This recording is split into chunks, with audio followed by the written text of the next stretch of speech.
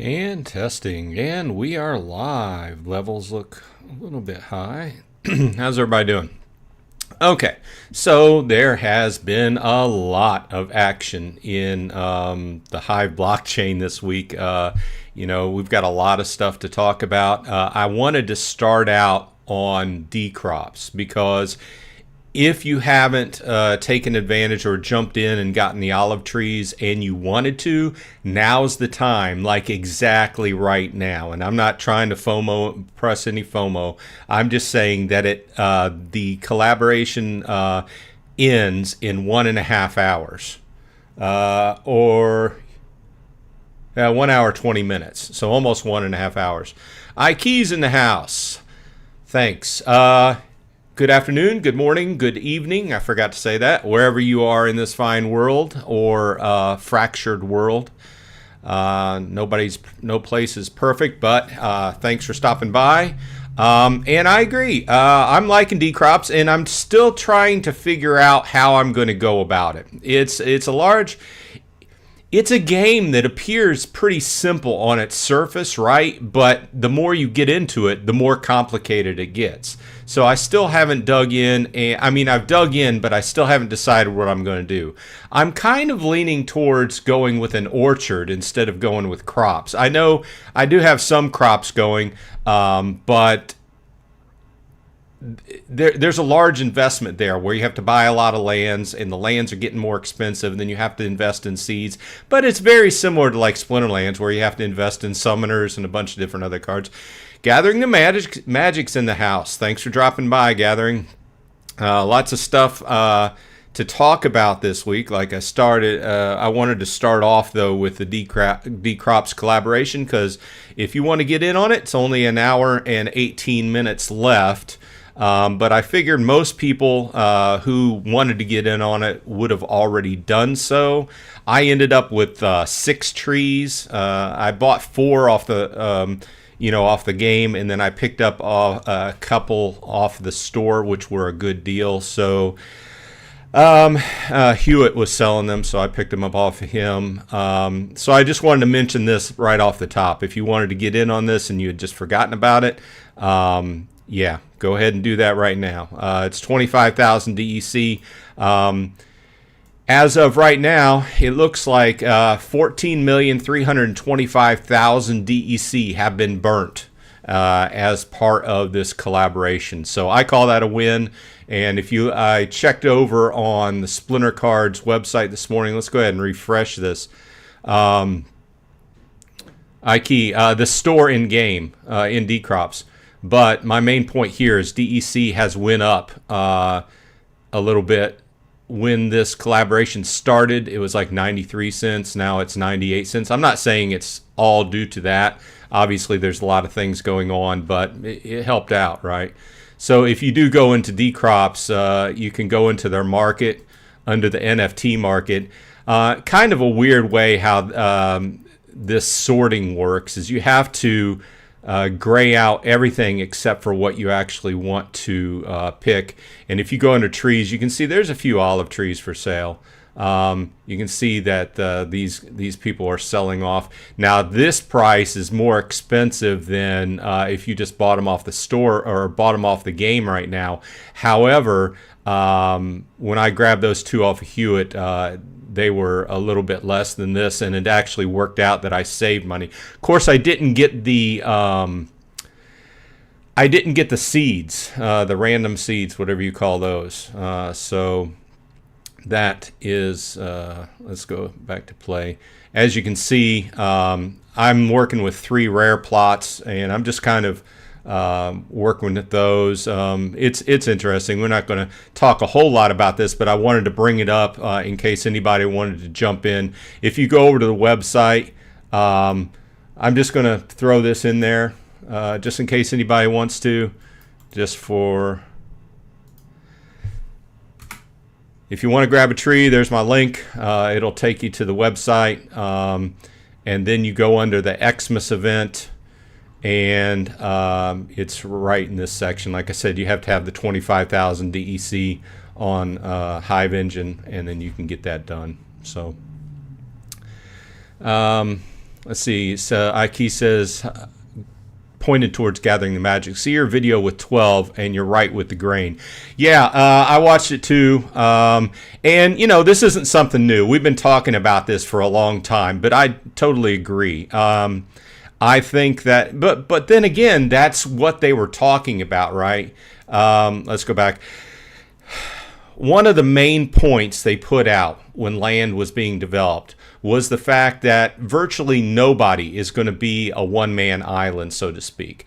Some of the big guys will be able to do it, but in this case, obviously, food, grain is going to be very important. However, most people are not going to be able to be self-sufficient like we are now because there's so many different things to produce. So that is part of the depth and complexity of the game, right? So say, for instance, you're cutting down wood in a forest and you're making planks or boards or something like that. Well, you're selling those boards or the wood when it's raw, and then you're buying food off somebody else. That's a decision you have to make. Now, is it possible to go in and try to be self-sufficient? Sure, but you're going to find yourself, like I think that Dwayne was leaning in.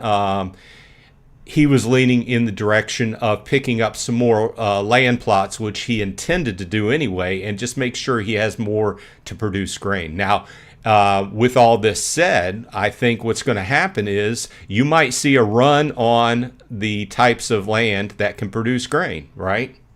So that's just another way to look at the game. I mean, you could go in and you could just be a farmer and specialize in just grain producing lands. But then there's going to be the subproduct of that where people can buy the grain off of you and produce other foods, which are more percentage based. You get more out of the foods, the specialized foods. Okay, so. Let's see here. Supreme Victory Studios is in the house. Thanks for dropping by. He says, good news, EV. I do need some cards so I can continue beating the dragon. Yeah, so anyway, Immortal Creed EV, which is developer of Immortal Creed, dropped by. He said he couldn't stay for the entirety of the cast. However, he did say that in Immortal Creed, they're getting ready to announce the card store, the single store. Okay, so if you haven't played, Immortal Creed is a relatively new game. It went live in December. I've been following on it and playing on it. And I've done a few videos on it. I'm enjoying it. In fact, Dwayne was pinging me last night when I was out to dinner, and he was asking me questions about it, so he jumped in as well, and he was really interested. So we're going to talk on that. And on that note, look forward this next week or so to have Dwayne's going to do an interview with me as well. So we'll see how that gets interesting. But one of the main things about the game is they don't have a singles market. Okay, so there's no market where you can buy, sell, trade singles, right? And that's one of the hard parts of playing the game now. To get cards, you just basically have to buy a bunch of packs, right? But with that said, while I'm playing along, you do earn packs at a relatively nice rate. So in bronze, you can expect to get like a pack every other day, I would think. And obviously this really depends upon your luck in drawing gold foils, because in this game the gold foils have a really good advantage, really up the rate of what you earn and the quicker turn time on buying more packs, right? In silver, I'm virtually getting a pack a day. Now, I would say I get like 11 to 12 packs in a 14, 15 days period. So it's almost a pack a day. But without that singles market, it's really hard to find the gear that you want and go ahead and up level it, right? So he wanted to drop by and say that. So we'll keep an eye out for that announcement. Have a nice cup of coffee going here. Let's see, Gathering says, thanks for checking it out. Want to raise awareness that grain won't be plentiful forever, and also we don't have to pay for maintenance, so we'll be spoiled there as well. Yeah, but I also think that people will become more and more dependent upon the specialized foods due to the fact that they will feed their workers much more efficiently than just standard grain. But you're going to need grain and some other things to make that food, right? So Weird Mix Shorts is in the house. Thanks for dropping by. Ike says, like in real life, food is always in demand. Yes, you're right. Alex B, thanks for dropping by. Buy a whole region, spend 100,000, call it a day. Yeah. Well, like I said, the bigger guys will be able to arrange that, and that's what happens. I mean, when you invest more in the infrastructure, you should be able to do more, right? But I can foresee that. I don't know. If you have a whole region, I could see that being like a job in and of itself, like every day. When we get to 2.0, there's going to be a lot more to do. I know a lot of people have been saying, no, 1.5 is boring. Yeah, but you understand, this is just the baseline. This is just the foundation of what's going to be the land game. When we get into it, there's going to be a lot more. All the different types of production from the lands, and you're going to have to shift things around. You're going to have to worry about taxes. You're going to have to worry about transportation to and from different regions and such if you're going inter-region transportation. I think there's been several people with videos out this week that were kind of discussing that issue. I think even Matt was considering maybe one of the things on the table, I'm sorry, but I forget who put it out there, but one of the considerations might be reducing the tax transportation fees if you're transporting back and forth between your lands, your specific lands, and you're transporting grain just to yourself. That might be some kind of reduction in cost there, but you still got to look at it. And this is going to be a lot of, to me, if you had a whole region, it's going to be a lot of work. But I figure, you kind of knew what you're going to sign up for. However, over time, we've realized that this is a lot more to it than probably what a lot of us thought at the outset. I'm sure there's some people that bought regions at the very beginning, and now they're like, wow, this is going to be a lot of work, So we'll see how that goes. Vilson's in the house. Thanks for dropping by. Let's see. Ike says, why I got 5 million staked right now. Let's see here. Guys, remember to claim your Jupiter if you are, or your Jupe if you are active on Sol. Okay, I know Vilson's active on Sol. I will rely upon his thoughts on that because I do not know anything about it. I'm not active. But apparently, if you are active on Sol, you need to go out and go check it out. Ping Vilson if you have any questions. I'm assuming he would answer you. Gathering says, looking forward to your chat with Dwayne. Will be a good one. Hopefully. It should be very interesting. Okay. If you've watched my videos and and you watch his videos, we're both into Splinterlands, and I'm into a lot of other games. I think he might be wanting to talk about a variety of topics, and since I'm into so many different other games, I'm up for it, So, but we have different viewpoints. I would say he's very much an optimist. And I would say I'm very much a pessimist. But sometimes that provides the best conversation, right? So should be very interesting. He's the one that really got me started in Splinterlands, right? Back in the day, and I'm talking about 3 years ago or so, when I started getting interested in Splinterlands, guess what? It was him. He had the videos out there. There wasn't too many other people. I think maybe Aftersound had started up not too long after I started playing, and he started doing videos. So there weren't too many. I'm trying to think. Hawks was doing videos, but there weren't too many people. There were only about 2 or 3 people doing videos on Splinterlands at that time. And one of the persons that I relied upon for information on what was happening was Dwayne. So this should be very interesting. Looking forward to it.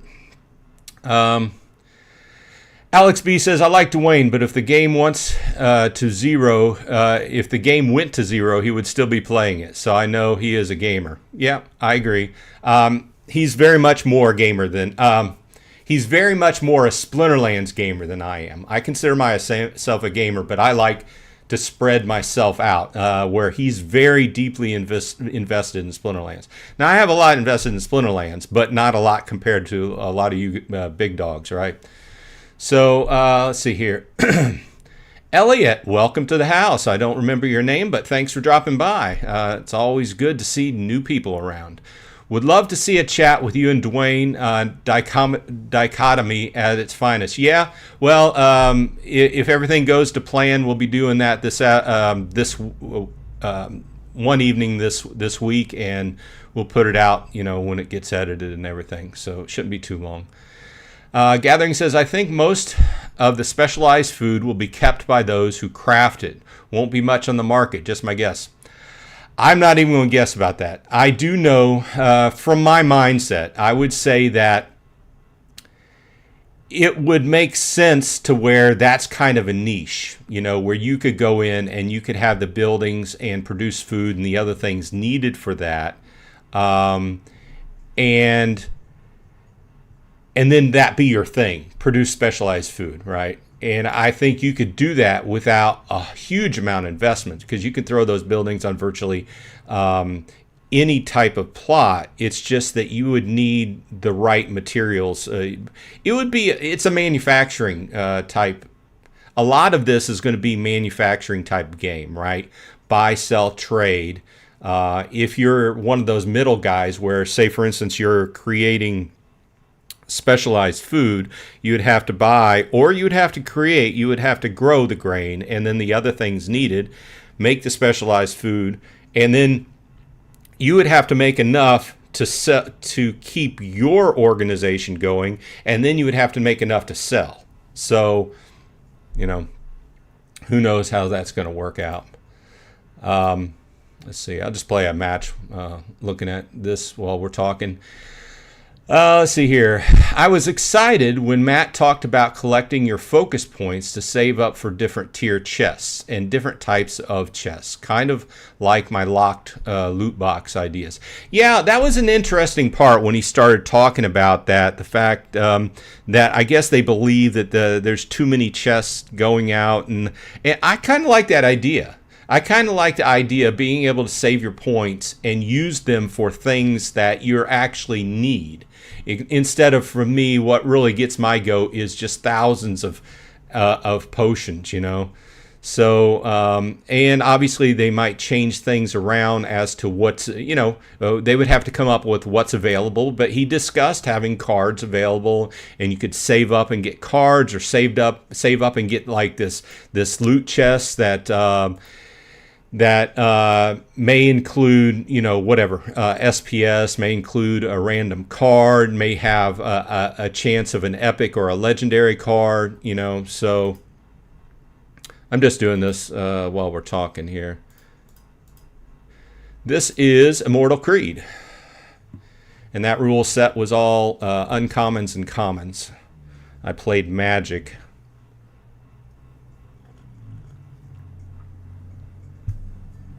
But I do like that idea. And that kind of came out of the blue. To me, I hadn't heard them talk about that before, like a problem with the amount of chests. I have noted, like in my previous video this week, that my amount of chests in gold has went up. But I attributed that to me increasing my SPS stake. Over the last couple weeks, my SPS stake has went up a few thousand SPS. As well as me adding a couple gold foil summoners to my active play with Archmage, the ones that was using the most. Let's go over. I think I'm going to win this one. After this one, we'll check it out. But it was a Kelia, and it was an Obsidian that my account uses a lot. And obviously with your account, everybody's account's going to be a little bit different. So anyway, I saw it was using a lot, so I went ahead and bought max level gold foil for gold, which is level 6 at rare, and that helps out too.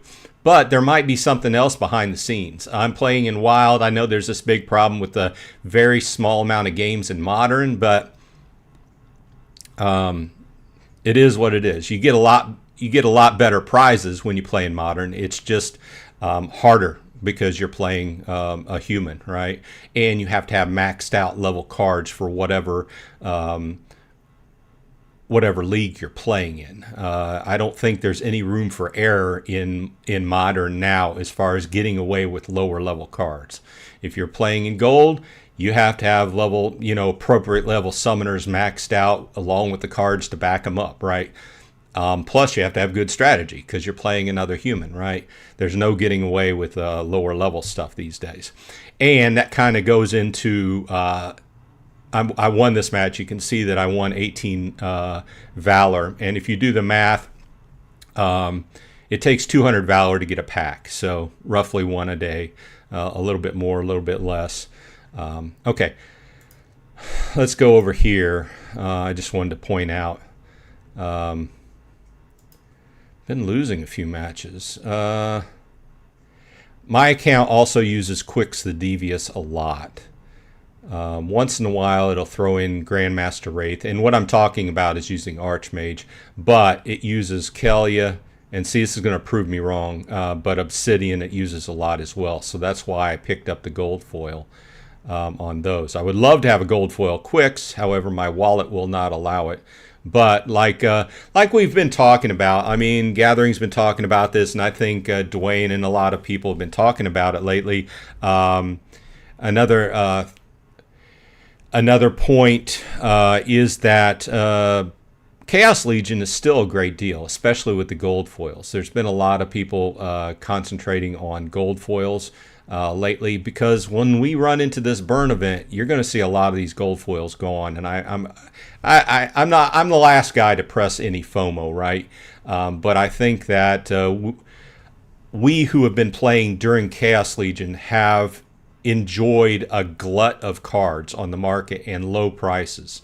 But since Land 1.5 came out, we've seen the prices steadily come up. And I think that after this burn event, you're going to see some whales grab those gold foils first because they're going to give them the most points and they're going to be bye-bye. So at this point, I think if you want to grab some gold foils from Chaos Legion, now's the time to do it.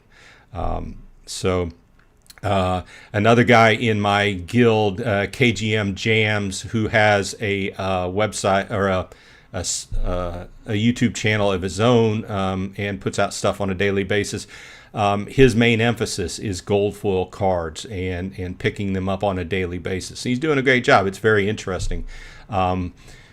Lately, I got those 2 gold foil level 6s for this account. But I also bought 2 new Rebellion Summoners at level 6, and I'm adding them to my Battle Wagon. So that's my Battle Wagon strategy. Am I the only one that thinks this is a really weird position for where to access Battle Wagons, though? Conflicts. I think this is a weird position for it. I think there should be a tab I think there should be a tab at the top specifically for conflicts, right? Either way, my strategy, some people went wide, but I'm working on 1 wagon. Believe it or not, I've got 2 summoners there, and my strategy is going to be basically buy the third summoner. Obviously, I started with the cheapest ones. The third summoner is going to cost me about $50 at level 6, right? And I'm going to continue to fill this up until I get the full summoners. And what I'm going to do is I'm going to start adding wagons slowly as I add Rebellion cards that are level appropriate. And for me, that's gold level. So like level 6 rares, level 8 commons. And at this point, they're fairly expensive. So it's a slow process for me. Sorry, I'm getting off on a tangent. Let me have a drink of coffee here and then I'll continue. By the way, everybody, thanks for dropping by. I do appreciate it. Lots of stuff going this week. We still haven't even talked about the big news, the new game and the new game platform. Yeah, you're right. Gathering, you reminded me. I was trying to remember his name, Bulldog. Bulldog was also around and making videos whenever I started out. Ike says, if you got money to spare, they're selling it in trade chat for nothing. They will all regret that. Yep. Vilson says, when will we do a chat? I need to start posting videos again. I haven't posted much. Well, I'm always up for a talk. Frankly, I need to work out how I can do a two-person talking head type video. I'm used to just using me online or just like no picture of a person. So I have to get I have to get signed up and get into one of those services where you can do like two people talking at the same time, because I also want to do some videos with gathering as well. I think it would be interesting, you know. Get two people, you get two different opinions, you know, on a topic, makes it more interesting. Let's see here. I'm falling behind. Let's see here. Bulldog, Aftersound, Dwayne, and Gank and Walking Keys got me into wanted to make content. They are the OGs. Yep, they've been around for quite a while. I didn't start watching Gank and Walking Keys to, you know, until like I think this year, whenever I saw them talking, you know, a lot of discussion back and forth. Well, it was right before like Land 1.5 went live, so it's a great show as well. They have two very great differing personalities, but they get along great. I think that's your best show, right? Two people that get along but have slightly different personalities, and you have a little bit of back and forth banter, like on a morning show or something like that. That works out. Richard's in the house. I'm sorry, I've got a frog in my throat. Thanks for dropping by. And Supreme Victory Studio says Dwayne is a staple. 12S is great. Alex B's in the house. Seems like tubers are moving on from Splinterlands. Well, I got to say I'm guilty of being a gamer that is always looking for new games. That's on me.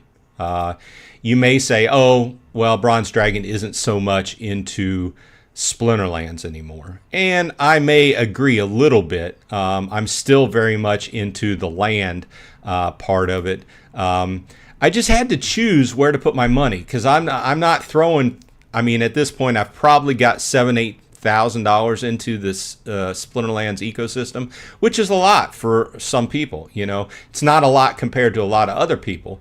But there was this, like, I feel like there was this lull where I just kind of got bored with the game. And then Land 1.5 came out, and there was a hype, you know, and I got into it. And now there's like another lull. But we have news coming out, and they're doing, you know, they're coming out. There's big change in the company, coming out with a lot of different information, especially from Aggie this week. So there's a lot to keep up with, and I'm playing a lot of games. So, if you need an excuse from me, that's me. But I've never claimed to be, you know, I love Splinterlands, but even gaming, I couldn't tell you the last time I picked up a game and then just played it straight through. I'm always jumping into new stuff, you know, so that's me, though.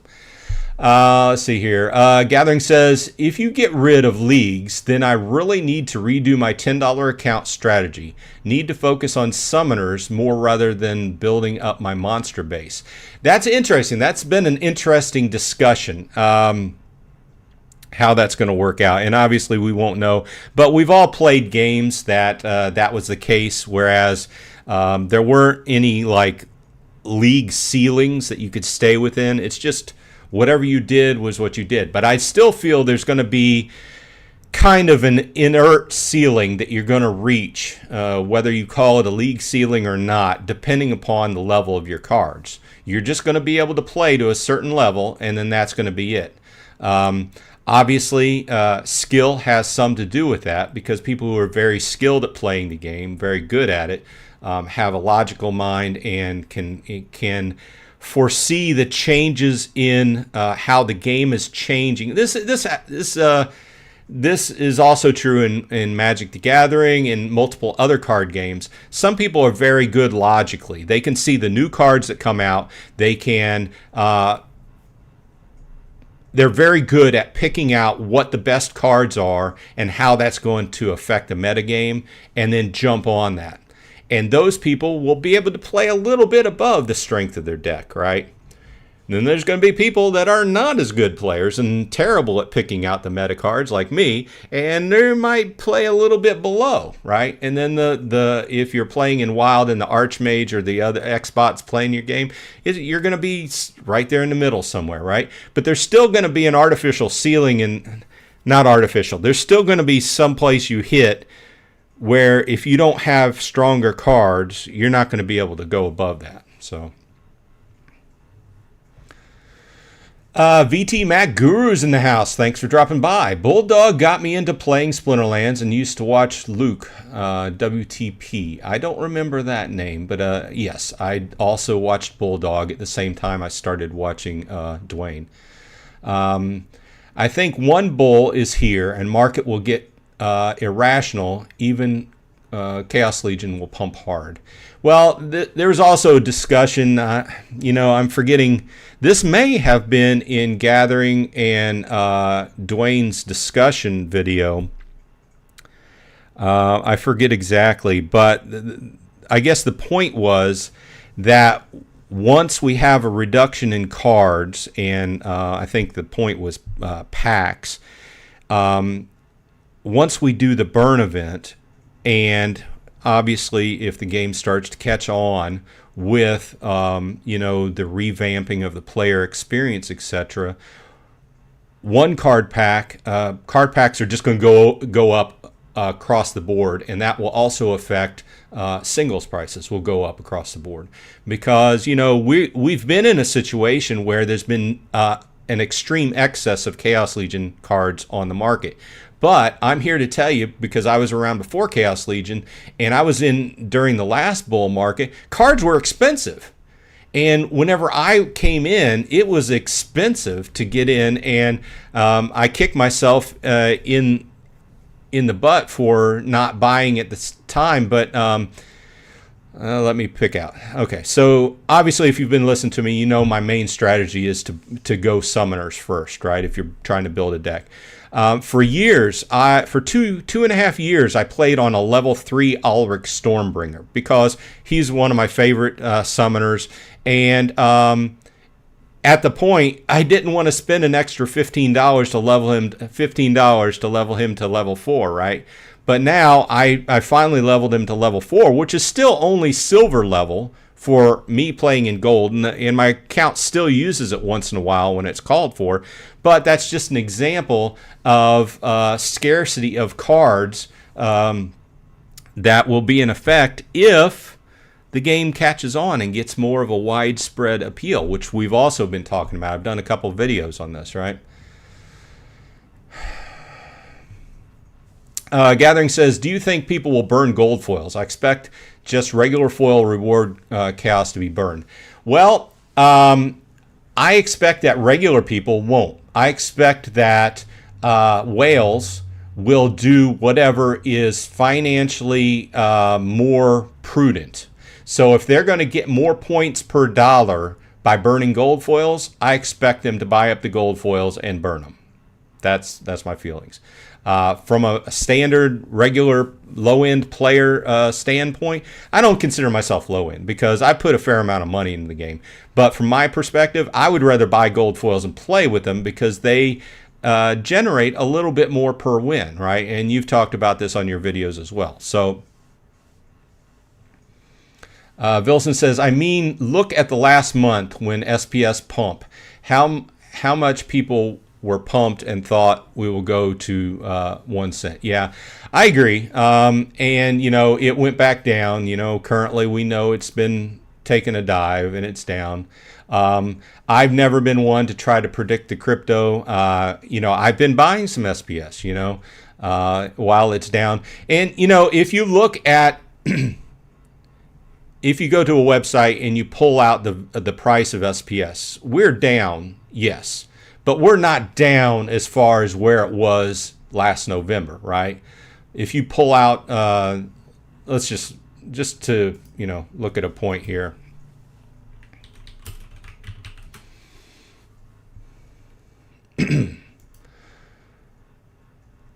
I'm just pulling up CoinMarketCap if it would load.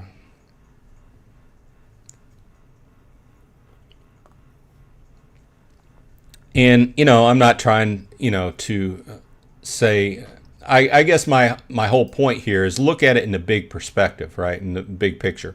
So yes, we are at 0.23 right here, right? But last November, October timeframe, we were down 0.01, right? Now, previous to that, we were up around 0.23, 0.25, and early in the year last year, we were above that. So, I try not to talk about crypto because we all know how volatile it is. It comes and goes. Because look, I mean, let's see, do they have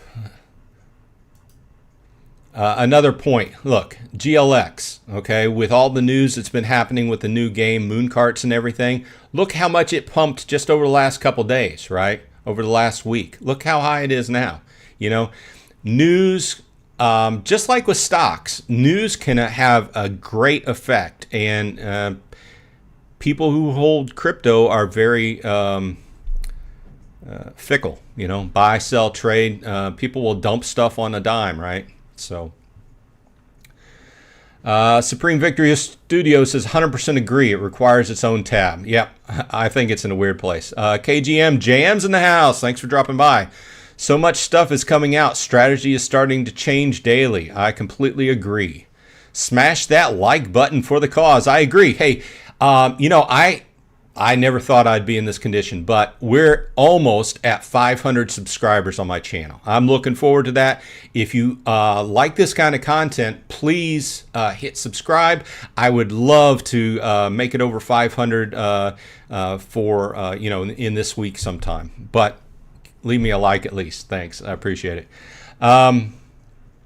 Gathering says, love your daily videos, KGM. Keep it up. I agree. I've been watching him do his accumulation and what he's doing with his different accounts. It's very interesting. And it's something I used to do, that kind of thing, on a weekly basis, but I've kind of slacked off. But, yeah, I've been enjoying watching that. Gathering the Magic, love your daily vids. Okay. Liberty Guy Off Grid, thanks for dropping by. Good morning to you as well. Supreme Victory Studio says, LOL, Luke is a goat. Another great guy. I'm going to have to look him up. The name does not ring a bell. Vilson says, still might sell my cards before that for SPS. This has been on my mind for months. Yeah, there's so many different things to do, and what we're talking about lately that... and I do want to, not to beat a dead horse here, but I do want to mention that if you're thinking, and I mentioned this at the top of the show, but if you want to get in on the olive tree promotion with dCrops, please know that you only have 22 minutes left to do it. Wow, a few has sold. Let's look at the numbers. Yeah, a few have sold just since we were talking about it. So 585 trees have sold times 25,000 DEC. We're looking at 14,625,000 DEC burnt just because of this. And they didn't end up selling out, right? But it's it's a nice step, and it helps DEC, right? So just thought I'd mention that because the timer is ticking down. Okay, let's see here. Paul Taylor's in the house. Thanks for dropping by, Paul. John's in the house. Once again, thanks for dropping by. I bought SPS at 58 cents. Well, I think the major plan, and I'm not an investment advisor, right? But what I've been doing is I can say loosely considered as dollar cost averaging, right? Now, KGM has a firm plan in place for dollar cost averaging, but what I've been doing is I've just been buying, and it's sporadic. I should do it on a frequent basis. I used to do it every Friday, right? But now I've been doing something every week and picking up. Like lately, I've been picking up SPS. I also picked up some GLX. Whenever the news came out, hopefully you saw my video on this. If this would reload. Okay, so the main point is if you want that that new coin that's going to be for the Moon Karts, and you want that duplicated off of the GLX you have staked in GLS, you need at least 10,000. I previously was below 10,000, and as you can see, the price has shot up. Is it going to go up? Is it going to go down? Who knows? But I did like that. That's a good transition to the new game, and unfortunately, I do not have. I'm trying to find a link here. 1 minute.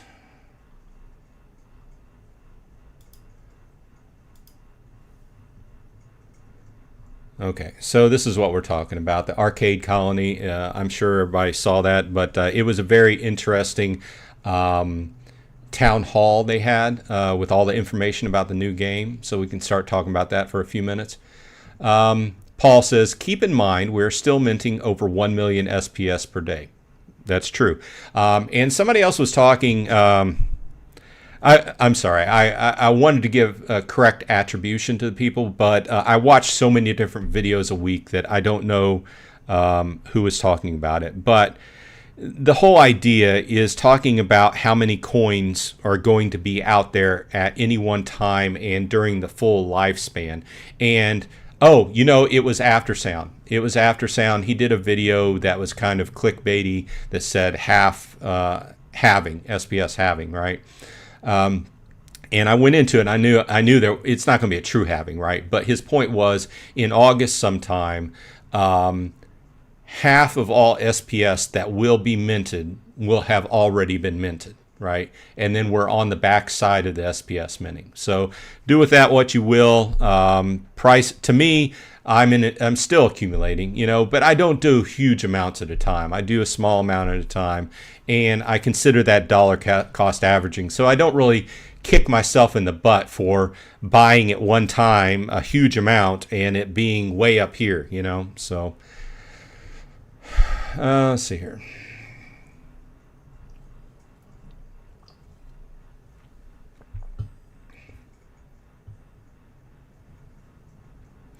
Yeah, John says, just wait till the next bull run. It is accumulation phase.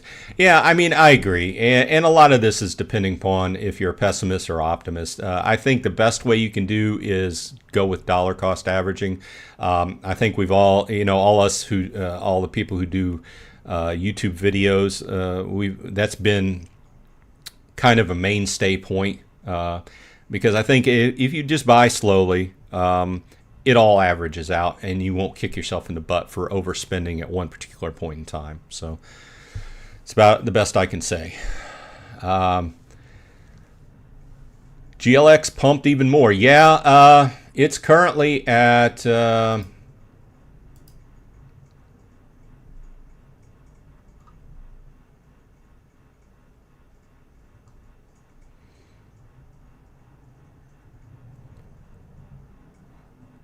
Oh, that was yesterday. I don't know why there's not a...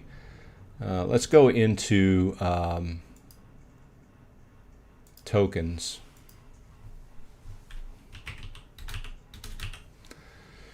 Currently, there's a minus 10% change on the GLX token. The price is still at 0.0075, which is what I looked at it last night. So that not a whole lot of change, but it's still like over double, almost triple what it was before the announcement. So maybe a little bit more than triple. Ikey says you get rewarded for holding SPS and GLX. That's true. That's true. And please, you know, if you don't have it, here's the link to this. There's the link to where the page I'm on right now. And I did a video with all the details. And you can look at the live stream they did yesterday demonstrating the game. I do want to make a video on it because I don't want to say I was super impressed, but I was impressed. And the answers to my questions, I went into it thinking that this would not be a game I would be interested in, really. Due to the various papers just mentioning iOS and Android, because I'm not a mobile gamer. You know, I play a few small games on my phone. I played Clash of Clans with my brother, but I wanted, if it's a driving game, I want to play it on PC. So they demonstrated that you can play it on PC, and it does have controller support. So those are two of the big things that I wanted, and it will have that. Now, my main hesitancy here is the fact that the Web3 part of it is not stood up yet. They demonstrated that the actual kart game plays on a Web2 functionality, but they haven't demonstrated and the Web3. What I'm afraid of is getting into it and then them standing up the game and, hey guys, play, invest in this game, but the Web3 functionality doesn't come for like another 4 or 5 months. That's what I'm afraid of, to be frank. So let's see here. Yes, Ike was right. You will get rewarded for holding SPS and GLX. So if you need, if you want to take advantage of that, go ahead and get in. The information is on the Arcade Colony white paper. And he also talked about it on the live stream as well. He did a whole section on yesterday's live stream, so which was a town hall. So I haven't checked it out, but I think that he will have it posted. And he said he's plans on having it posted just like they do the Splinterlands town hall. So.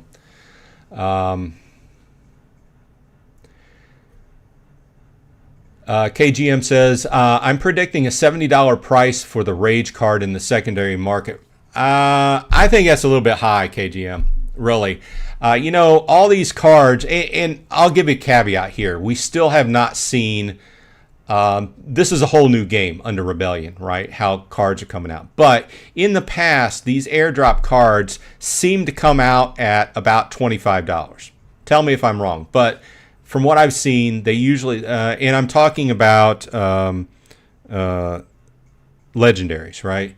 These legendary airdrop cards seem to me coming out at about $25. Now, they do have action from there, depending upon, it really depends upon how well it fits into the meta. Because as soon as somebody grabs, the main effect here is somebody grabbing one and having a plan. And then like starting to demolish people in Modern. Now, once that happens, then all the top level players are going to want it and you're going to see the price go up. Will it hit $75? I don't know. I wouldn't be surprised to see it hit 30 or 40. But that's in that short time period, right? As who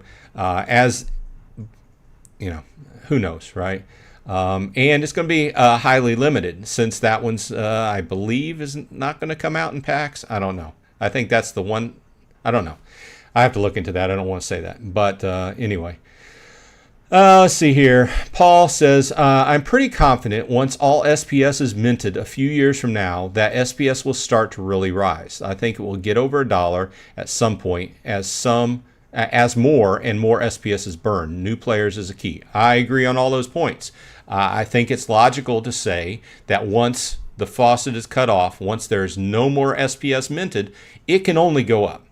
Now, is that could that be a fallacy? Yeah, anything could go to zero, right? But logic would say that if they're attracting new players and more SPS is needed, then the value is just going to go up, especially since there's no more minted, right? And eventually we might get to a situation where we start going fractional, right? Will that take a while? Yeah, but you know what I'm talking about. On a Bitcoin, you're not talking about buying one Bitcoin. You're talking about buying a fraction of a Bitcoin. And extrapolating out into the future, we started tracking people. The SPS amount goes down after it stops being minted. The value per SPS goes up, and at one point, you have to start talking fractions of SPS, right? Is that far in the future? Yeah, it is, but still out there. Vilson says, I want to buy more SPS. Me too. Like I said, I'm still accumulating. A little here, a little there. John says, I don't really want GLX because I think the game sucks, but I have to buy it to get Colony. I think Colony could be bigger than GLX or Genesis Sports. I prefer fantasy and sci-fi to sports and racing. I completely agree with you. Sorry, my eye's itching. I completely agree with you. However, and I mean, I haven't played the sports game, the soccer game, right? So I can't give my opinion on it. I hear some people are less than happy with it. But from that standpoint, to support the infrastructure and get the one-to-one match, I put some money into it. It's not a whole lot. As you can see, I expect I'll have about 15,000 once the airdrop or the match happens at the end of February. But I wanted to go ahead and get in that colony. And I do overall overwhelmingly agree with the point that I'm really hyped on Arcade Colony. I think Arcade Colony has, and I love, don't get me wrong, don't put words in my mouth. I love Splinterlands, but I think Arcade Colony has more upside potential than Splinterlands does. Considering, and we've talked about this, considering all it offers as a platform as a service, right? It offers Web 2 companies, people who have Web 2 games, developing companies that have Web 2 games, it offers them an easy road into Web 3, right? Does that cost that company? Yeah, there's costs associated with everything. And that's where Arcade Colony and Splinterlands as a whole, since it's a subsidiary of Splinterlands, makes the money, right?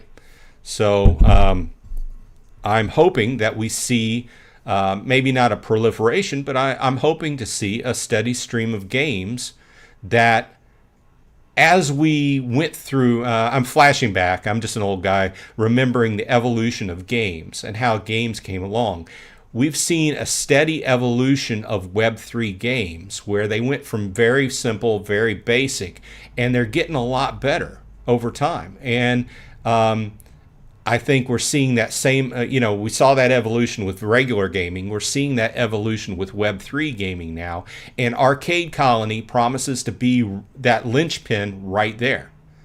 The question I don't have answered yet is, can Arcade Colony work with other blockchains and not just Hive? I would really be interested in that. I should remember to ask that next time around, but that just occurred to me. Let's see here. Supreme Victorio Studios says Arcade Colony definitely has my attention.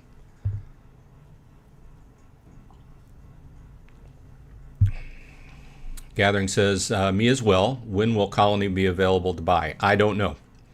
But as soon as we get more information, I will put that out. But I'm trying to temper, my main thing here is I have two takeaways here from that live stream yesterday. And the first thing is, like I stated a few minutes ago, I'm moderating my excitement because I want to see the game stood up with Web3 functionality, all the tokenomics working correctly as expected, okay? And the second part is this game getting onto the iOS and Android web stores, right? Okay. So as he mentioned in this article, we have yet to find out how, iOS especially is exceptionally strict on, from a security standpoint, things they let on the store, right? How will they treat letting a Web3 type game onto the store? And my main point here is I'm not a mobile gamer. However, I'm smart enough to know that the mobile gaming market is huge. And what we're trying to do is attract more players, right? There's so many more people in this world that have a phone or a tablet in their hand to play a game than have a PC to sit down to, okay? We can start attracting players and we get a variety of games that are being converted over to Web3, right? But my main point is they still haven't made it onto the stores, the iOS and Android stores, although the developers seemed like it wasn't going to be an issue. We all know I always stand by, I believe it when I see it. Okay? Those are my two takeaways. So Let's see here. Alex B says Splinterlands is now a boring game to me. A boring game after 3 years. I find it hard to even find the energy to care to click claim now, even with a bot still boring. I let my bot play. I open my chests. I come on a daily basis. I've started even forgetting to come and claim my land on a daily basis, but I try to do my land every 24 hours. I don't know. I guess the point of me using Archmage since it came out is the fact that I want to try to get the most out of what I've invested. And I knew that I wasn't going to be able to put in the top dollar to compete with the big dogs, right? From my financial perspective, right? So I just wanted to get the most, and I've got pretty strong decks now. So whether it's boring, I don't know. Maybe. But I will say they've come a long way in the last 3 years. It's a completely different game than what it was when I started. So Paul says at John, GLX only has one game now, and yeah, it's not a blockbuster, but more sports games will come in the future. That's the hope with GLX, not GLG. I agree. He made sure that there was a clear delineation there. All the sports games are going to stay on GLS, and then the non-sports games are going to go to Arcade Colony. I think it's a clear delineation. Would I like to see like a U.S. football game or an NBA game? Yeah, but you also got to figure there's big money in signing those contracts to use the rights to use the NFL or the NBA or the MLBA baseball in the United States. It's big money, and when you start talking about signing those contracts, it's a huge money sink. We'll see where it goes from there. But yeah, that's the clear delineation between those two services. Paul says, we want Arcade Colony to be the Steam of Web3. Yeah, he had said that, and yeah, I agree. That's it's a platform as a service, and they're offering their service to onboard your Web2 game. What may it be? You can open up your phone web store and you can see 50,000 different games out there. So what they're doing is showing how quick they can make a Web 2 game to Web 3. So soon we have a massive choice of games to choose from. But then again, he said they've been working on it since 2021, so, and as far as the game, specific work on the game, it's all pretty much last year, 2023, but he's been working on the deal. He said that, Aggie, that is, said that they've been working on this since 2021, I think he said. It's been a couple years. It's not something just a flash in the pan, But I mean, he went kind of radar silent for several months there. So I don't know. Just going by what he said. Ike says at Alex Bernard, but that's the beauty of this Web3 game. I'm not playing cards. Got them on my land. That's my payoff. Yeah, I agree. I love the fact that we have actually a game where we can do something. I'm a fan of racing games. Not necessarily, I've said this before, not necessarily kart games. I like racing car games. And I'm not like 100% into it, one of those guys that loves racing sims. It has to be all accurate. But, I like Forza. That's a good example, right? This is a good in-between. Mario, it seems very much like Mario Karts, right? Let's be honest. And Mario Karts to me is fun. It's fun when I was younger and you'd play it at a party or something like that. It's not something I would go to on a daily basis. But, this game being a merge between card and actual live playing, it's interesting. Will I throw a whole bunch of money into it? Not necessarily. Do I look at the actual Arcade Colony platform as my main intention of investment? Yes. I'm into Arcade Colony.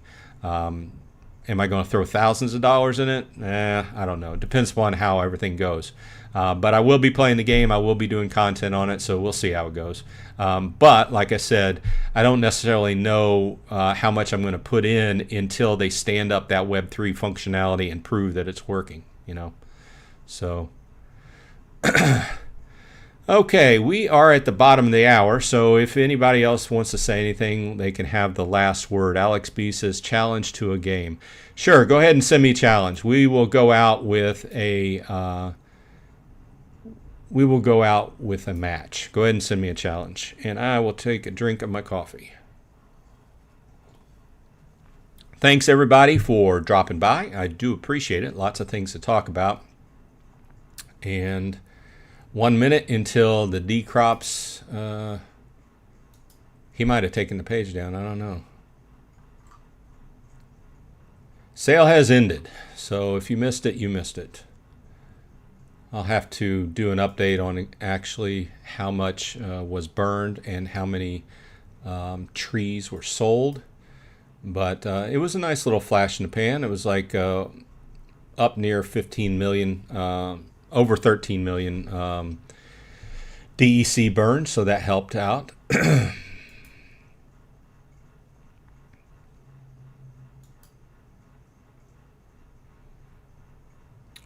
Okay, we'll go out with a game or a match. And it looks like we have Earthquake, we have Heavy Hitters, and we have Stampede. And I'm going to take my screen over here and pick out my team. 52 mana to spend. Let's see here.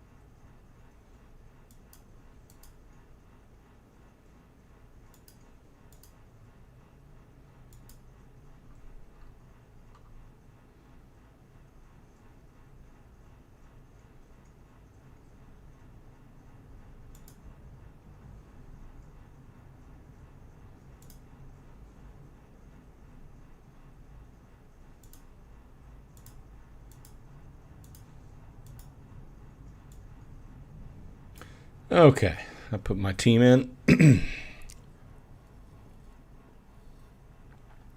And this will end up the show once we see who won. Seems like there's just been a lot of news coming after the beginning of the year, which was good because there was kind of a, well, I don't want to say a lull because Splinterlands had a lot of stuff going in December and several other games. We didn't even get to talk about Golem Overlord, but Golem Overlord's going strong. We made level 7, our bunker level 7 this week, working on level 8 now. Okay, let's see here.